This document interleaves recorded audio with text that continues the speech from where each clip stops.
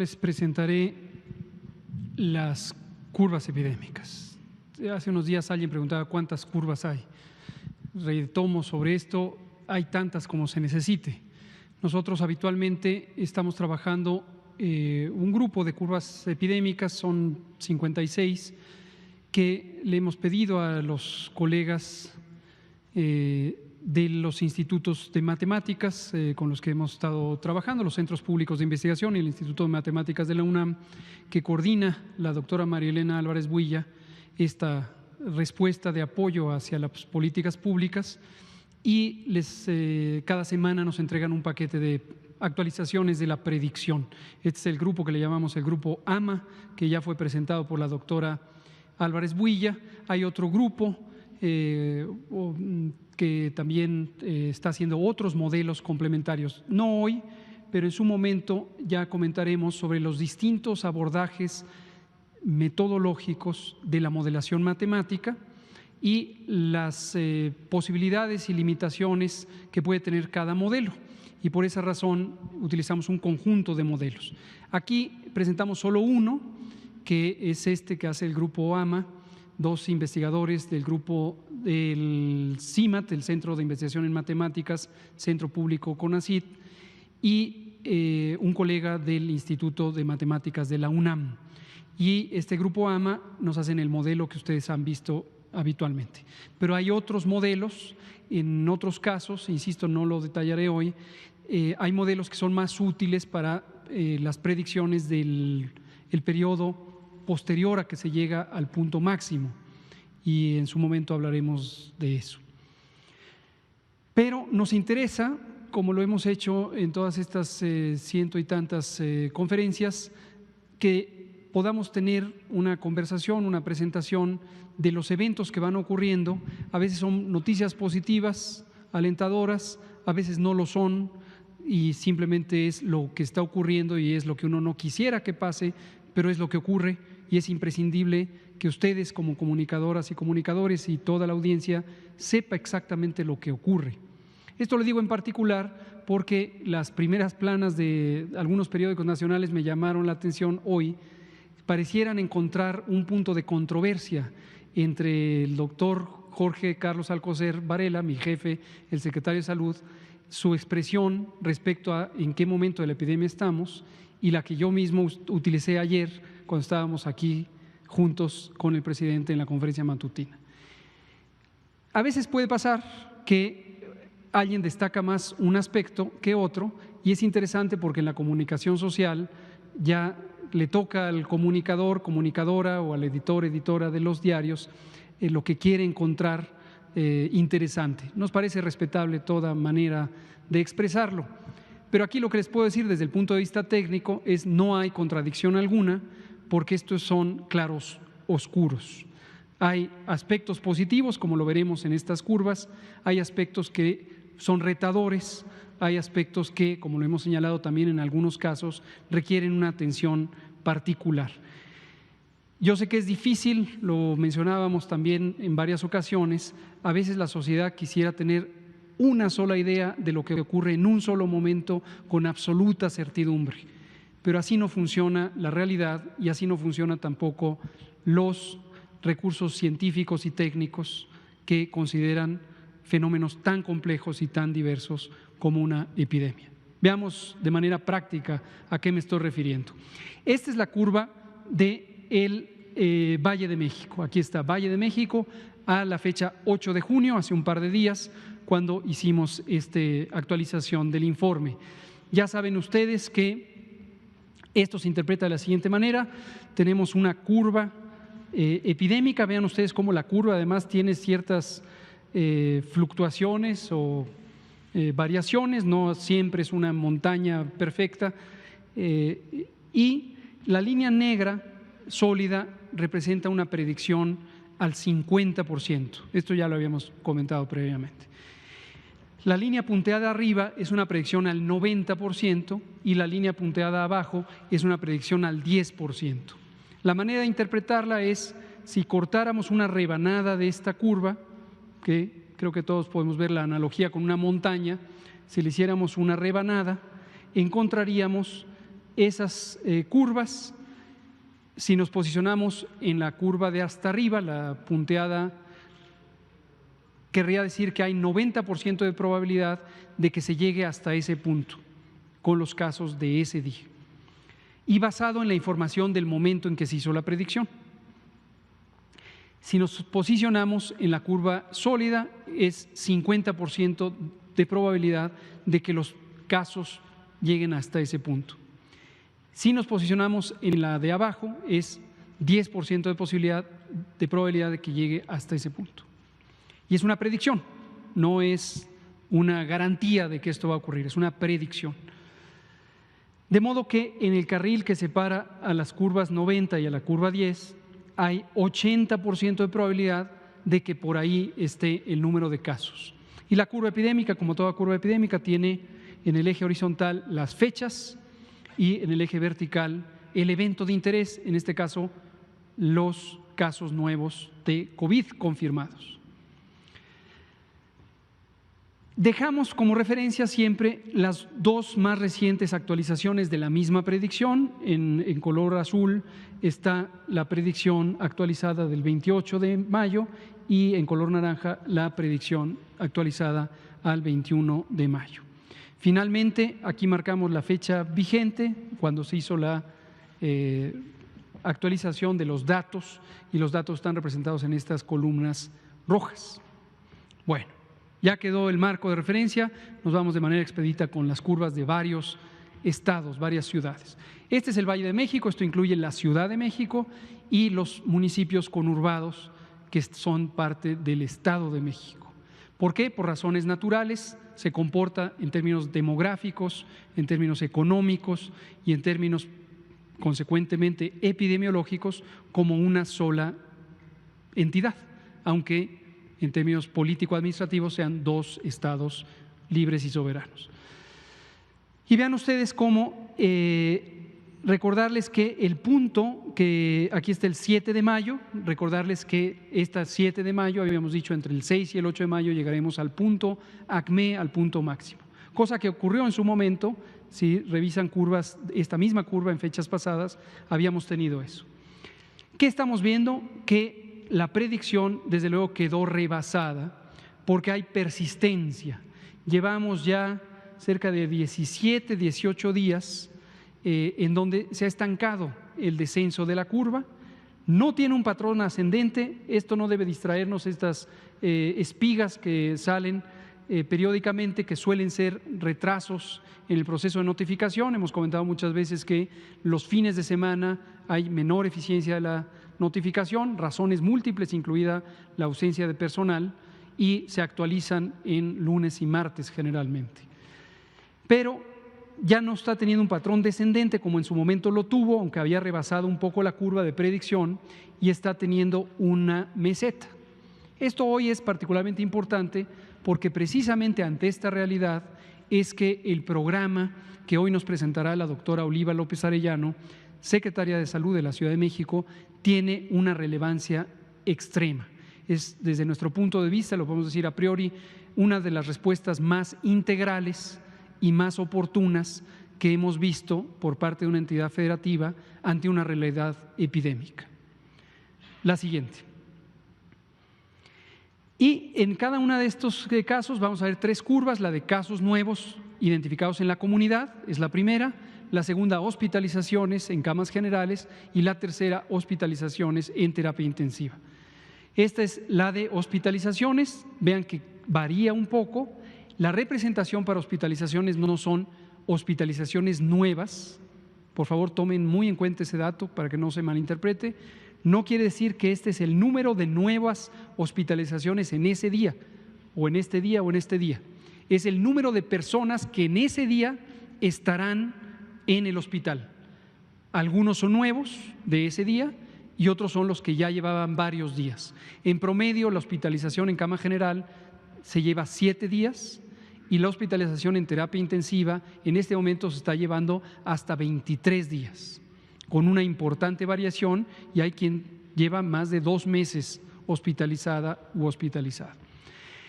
Vean la hospitalización con respecto a la predicción, a pesar de que tenemos una cantidad importante de casos por encima de la predicción, la hospitalización está todavía por debajo de la predicción, lo cual es ahí donde están los claroscuros. ¿Nos gusta que haya demasiados casos adicionales a la predicción? Por supuesto que no, pero es una realidad y tenemos que conocerla.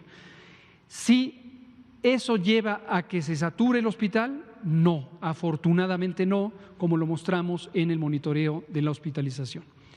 Y aquí tenemos la predicción, pero ciertamente está también estancada el cambio y rebasa ya un poco de la predicción, no está en el sentido de lo que queremos. La siguiente. La terapia intensiva aún menos, tuvo un periodo sostenido de incremento, pasó del punto de la predicción, de la fecha de predicción, y se ha mantenido. Aquí ya está en una meseta con un descenso ligero, todavía muy ligero para ser interpretable, pero ojalá que en su momento empiece a descender, por supuesto más allá de la predicción, pero definitivamente no rebasando la ocupación disponible o la capacidad de ocupación disponible. La siguiente, por favor. Cambio de lugar, Tijuana, Baja California. Tijuana, Baja California. Se cumplió la predicción, llegó al punto máximo, eso ocurrió el 25 de abril, posteriormente empezó a descender y la predicción ha sido muy apropiada para lo que ocurrió en la realidad. La fecha presente es esta, o hace un par de días, el 8 de junio, Tijuana va de salida en su epidemia. Pero ojo, Tijuana, no se vayan a salir de sus casas, esperen un poquito, falta poco tiempo, porque además Mexicali no está ocurriendo todavía esto. Todavía no está ocurriendo esto. En Mexicali, al contrario, todavía tenemos ascenso. La siguiente. La ocupación hospitalaria, ahí está, empezó a descender, quedó siempre por debajo de la predicción, va descendiendo y va muy fiel a la predicción. La siguiente, ocupación en terapia intensiva, Tijuana, se rebasó la predicción, es una meseta larga y esto es un efecto, se podría decir, paradójico, es un efecto donde algo no deseado, más bien algo deseado se convierte en algo no deseado. Lo explico de esta manera. Entre más éxito se tiene en la atención de las personas en terapia intensiva, eso es algo positivo, porque la probabilidad de que se recuperen y sobrevivan a la hospitalización, pues es alentadora. Sin embargo, se mantienen en el hospital y obviamente ocupan camas y obviamente no se desciende en cuanto a las camas utilizadas. La siguiente. Cancún, Quintana Roo, en general bien, rebasó la predicción, sí la rebasó, pero desde el momento del ACME, que está gruesamente aquí, se había predicho para el 27 de abril, hemos tenido un decremento sostenido. Entonces, esos son casos nuevos. Cancún, la siguiente. Hospitalización en Cancún, siempre estuvo muy por debajo de la predicción y con holgura respecto a las camas disponibles, la siguiente.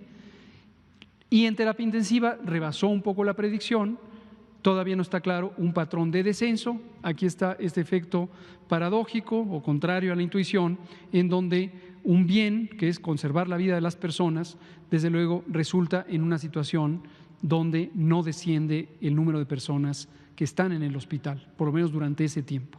La siguiente. Culiacán, Sinaloa, en su momento iba bien hasta este punto y luego empezó a tener una especie de segunda curva. Ahorita vamos a ver de otro estado que ya hemos comentado, donde este fenómeno se ve más claramente. Pero definitivamente rebasó la predicción. Estos son los casos nuevos y con mayor razón en Culiacán se tienen que mantener en casa, reforzar los cierres de ciertos espacios públicos, incluyendo los centros comerciales. La siguiente. Hospitalización rebasa un poco la predicción, pero está lejos de la predicción que se había hecho en cuanto al número de camas que se iban a necesitar. Y por lo tanto tenemos holgura también en Culiacán, la siguiente, o en Sinaloa en general.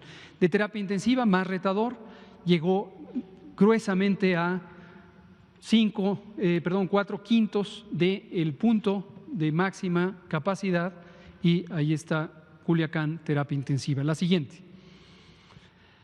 Villahermosa, Tabasco. Con Villahermosa hemos ilustrado, ustedes han visto esta curva en tiempo prácticamente real. No la presentamos diario porque no se apreciarían los cambios, no son tan notorios si lo vemos diario, pero aquí está cada semana y vemos los cambios. En Villahermosa, Tabasco, habían tenido un ascenso, empezaron a tener un descenso, esto fue muy positivo y algo ocurrió, que ese algo no es seguramente otra cosa más que contagios, en la medida en que las personas estuvieron reunidas en el espacio público, y volvió a levantar la curva epidémica. Es como si fueran dos curvas, esta y esta. Técnicamente esto se llama curva bimodal, rebasa la expectativa de la proyección. La siguiente, sin embargo, en hospitalización tenemos todavía holgura respecto a lo que se previó y los recursos que existen, rebasa un poquito la predicción, va a tardar más el descenso. La siguiente, la terapia intensiva con también exceso de lo que se había predicho. Pero en todos los casos, quiero dejarlo muy en claro, la gráfica de columnas de ocupación hospitalaria nos muestra que no están a tope los hospitales, no están saturados. La siguiente. Cuernavaca, Morelos, lejos del fenómeno de predicción, hemos identificado que esto tiene que ver con varias cosas. Uno, tuvimos una velocidad más grande que en otros estados en lograr ampliar la capacidad. El agradecimiento a las Fuerzas Armadas que habilitaron hospitales, al INSABI también, que ayudó a financiar y a organizar ese operativo, pero ese es un fenómeno. El otro es que algunos se vienen a la Ciudad de México. Entonces, lo que vemos como un exceso de casos y de hospitalizaciones en el Valle de México también tiene que ver con que de la megalópolis, son 7 estados de la megalópolis, concurren en la Ciudad de México. La siguiente.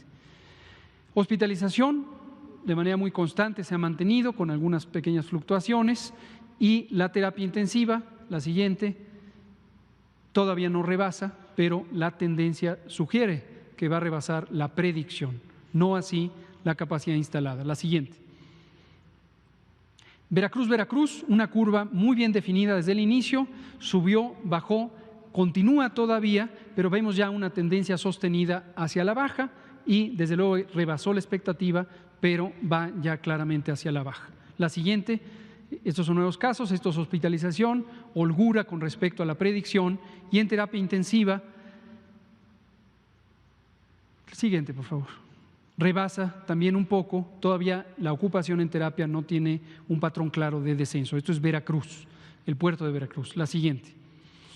Tlaxcala, una curva muy bien definida, llegó a su acmé donde se había predicho y está con una clara tendencia hacia abajo, está dentro de los intervalos de la predicción. La siguiente, lejos en términos de la predicción respecto a hospitalización, y lo mismo en terapia intensiva. La siguiente, por favor, todavía lejos respecto a lo que está predicho y mucho más lejos respecto a la ocupación disponible. La siguiente, Acapulco, Guerrero. Comunicamos aquí también en tiempo real, tuvimos una dificultad hace 2 semanas, casi 3 semanas, en especial en un fin de semana, llegamos a un punto de saturación, tuvimos que intervenir de manera muy intensa, gracias nuevamente a las Fuerzas Armadas, tanto Defensa como Marina, se amplió la capacidad, gracias a INSABI que también contribuyó a organizar, gracias a la filantropía, incluyendo la Fundación Teletón, gracias a nuestro colega Rocío Bárcena del DIF, que también organizó los esfuerzos, y por supuesto, esto ya tuvo una buena respuesta y hay una fase de descenso. La siguiente. Lejos en cuanto a la predicción. La siguiente. Y terapia intensiva, que fue donde tuvimos la dificultad, sí rebasó en su momento, pero ahorita con capacidad renovada. La siguiente. Oaxaca, al inicio tenía una curva muy difusa, muy generalizada, que tenía que ver con un estado muy disperso geográficamente, con un sistema de salud muy concentrado en la capital, y sin embargo ya después ha cobrado forma, hay un descenso ya muy claramente identificable. La siguiente. Le llamamos descenso identificable, o sea, es un poco arbitrario, cuando por más de 2 semanas después del momento acmé ya se ve un patrón sostenido de descenso, pero quiero dejar muy en claro, no es garantía de ninguna manera, en ningún caso es garantía de que va a seguir la trayectoria.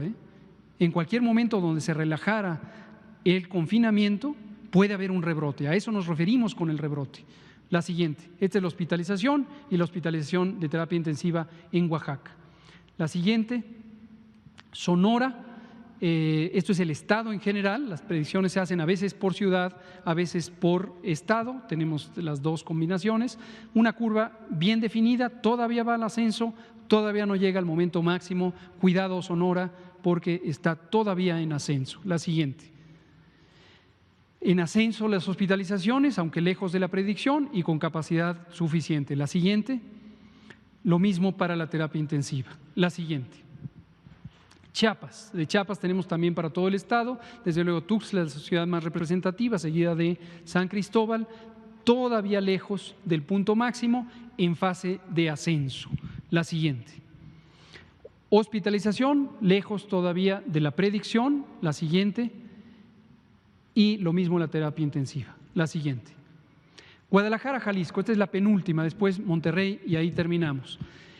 En Guadalajara, lo hemos comunicado también a lo largo de varias semanas ya, habíamos tenido un crecimiento muy lento de la epidemia, pero sostenido.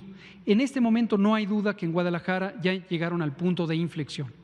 El punto de inflexión es precisamente donde el crecimiento ya no es lineal y empieza a ser geométrico o exponencial. No hay un punto definido de día, pero en general es esta zona de aquí donde cambia la trayectoria de la curva y van claramente al ascenso. Cuidado, Guadalajara, porque en el momento en que se redujeran las medidas de restricción de la movilidad en los empleos, en las plazas públicas, en cualquier otra actividad en el espacio público, centros comerciales, restaurantes, cualquier lugar, esto empezaría a acelerar la curva epidémica. Mucho cuidado en esta ciudad, igual que será en Monterrey, no por otra razón más que son la segunda y tercera zonas más pobladas del país. La siguiente, la hospitalización también va en crecimiento, lejos están todavía del momento de predicción del punto máximo, es 27 de junio, Guadalajara. La siguiente. Y la terapia intensiva lo mismo, va en ascenso. La siguiente. Monterrey, finalmente, características, está lejos de la predicción, sin embargo, también ya con un patrón de ascenso sostenido. Es probable que en las siguientes pocas semanas, durante este intervalo, esto empiece a definirse mucho más alto y que cuando hagamos la actualización o hagan más exactamente los matemáticos la actualización de la predicción, tengamos una curva mucho más aguda, más alta y más corta. Sin embargo, en la predicción hasta el momento, esto es 25 de agosto y todavía aquí está truncada por el ejercicio visual, pero esto se va a proyectar hasta septiembre y hemos dicho podría llegar a octubre. Por eso dijimos Monterrey puede ser la última de las epidemias en las urbes. Cuidado Monterrey, porque en el momento en que redujeran la restricción de movilidad en sitios públicos, sitios de congregación de cualquier naturaleza, incluidos los empleos formales, sobre todo aquellas empresas que son de alta densidad, de alta cantidad de personas trabajando, esto podría contribuir a disparar la curva epidémica. Me parece que son las últimas. Hospitalización en Monterrey, en camas generales, y hospitalización en terapia intensiva en Monterrey, Nuevo León. Son todas.